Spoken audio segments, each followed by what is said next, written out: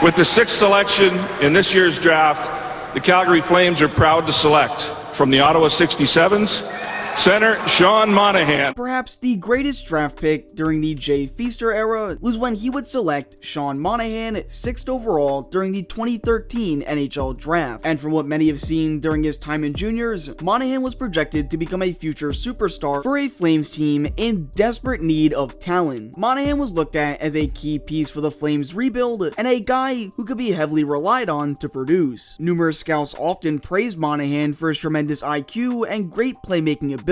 And even Sean himself believed that he could jump from the juniors to the pros in hopes of making an immediate impact on the team in year 1, something that hadn't been done by a Flames player since Kevin Laval 33 years prior. During training camp, Monahan would impress, and he would earn himself a permanent spot on the Flames roster after scoring 6 goals in his first 9 games as a Flame. When looking back, Monahan was, and still is, special, as a year after Monahan would get selected, a small college kid by the name of Johnny Gaudreau would get snagged in the later rounds of the draft, and it was believed, once Gaudreau came onto the scene, that both Monahan and Gaudreau were going to be the future of the team. By himself, Monahan was productive. He would score 20 goals during his rookie season, becoming the first Flames rookie to do so since Dion Phaneuf in 2005, and the first forward to do so since Jerome Ugonna. But when being placed on a line with Gaudreau, Flames fans got to truly see how great of a scorer Monahan truly was. Here comes Gaudreau, works through in there,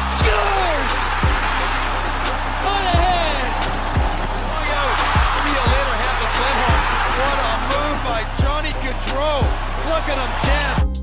Both Johnny and Sean gelled like glue, and their chemistry was undeniably good. It also seemed that no matter who got placed on the wing next to them, they could still produce, as whether it was Jari Hudler, Michael Frolik, or Michael Ferland, the duo would continuously light the lamp, helping guide the Flames past the first round of the playoffs in 2015 for the first time since 2004, earning the team the nickname the Find-A-Way Flames. While Gaudreau was continuing to make strides of his own, Monahan would continue to enter the record books, as during the 2016 season, he would have 4 consecutive 20-goal campaigns, also scoring his 100th goal in the process, becoming the fastest Flame to do so, passing Joe Nieuwendyk by 51 days. 2016 was also the year where Monahan would get his massive extension, signing a 7-year, $44.6 million deal to remain a Flame until 2023. At this point, Monahan was a star, and truly at the top of his game,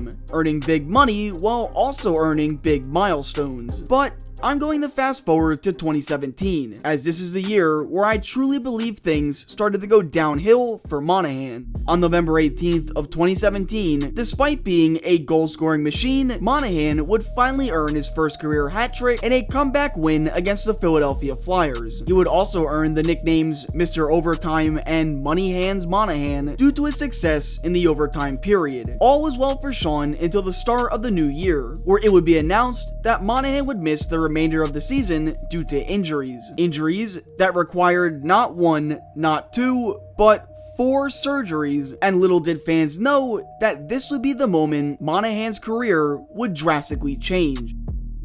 Healthy Sean Monahan as well. 4 off-season surgeries for Monahan. For years, this quote has forever been etched into my mind, as I remember poking fun at the broadcast booth for constantly bringing this up. But those 4 off-season surgeries would cause Monahan to never be the same. Afterwards, despite that 2018 Flames team looking unstoppable, it was evident that Monahan looked off. His skating looked slower, and once taken off a line with Gaudreau, his production totals also began to take a hit. He struggled to generate more scoring chances and relied heavily on passes from Gaudreau to create any shots. Monahan began to decline, but not before posting the best stat line of his career during that 2018 season, with 82 points in 78 games. But afterwards, 80 became 48, and then by 2020, 48 became 28. And even with the whole shortened season excuse, Monahan still struggled regardless of the schedule change. Eventually, when Daryl Sutter returned to town, he tried desperately to keep Monahan engaged and in the lineup, but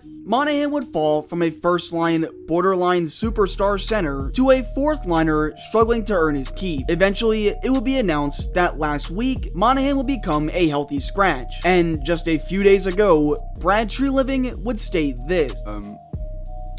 Sean Monahan will be placed on long-term injury, and he will be undergoing a season-ending surgery on his other hip.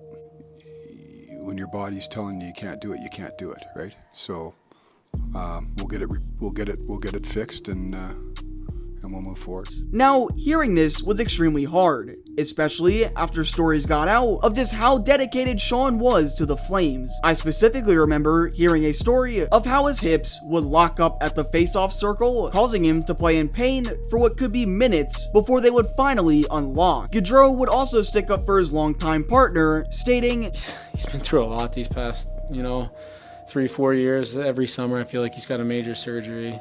It's tough, and like I said earlier this morning, I mean, he's been given a different role this year, so it's tough. But I mean, when he gets in the lineup or when he's at practice around the rink, he's always positive attitude, always smile on his face, great teammate, great leader. I mean, like I said this morning, he's a guy that I'd want on my team any day of the week, so. A player I could compare Monahan to is probably Adam Deadmarsh, who is one of my favorite players to look back on, as I believe he was both extremely underrated and underappreciated. But Deadmarsh's timeline and eventual decline is also freakishly close to Monahan's timeline. Deadmarsh was forced to retire due to multiple concussions, playing his final season in the league during the 02-03 season, at the age of 27. Ironically enough, as he's set to be placed on LTIR, Monahan is 27 years old, which is both eerily similar and extremely concerning for many Flames fans. Monahan went from leading his entire draft class in goals to not even cracking the team at the young age of 27. And now, after having 4 surgeries prior and having both hips operated on, Monahan may never be the same player he once was. But if there's one thing we do know, is that he wears the A for a reason, as his passion for the Calgary Flames, his teammates, and the organization will forever shine bright. We hope for an easy recovery, and that Monahan will be able to return to the ice whenever that may be.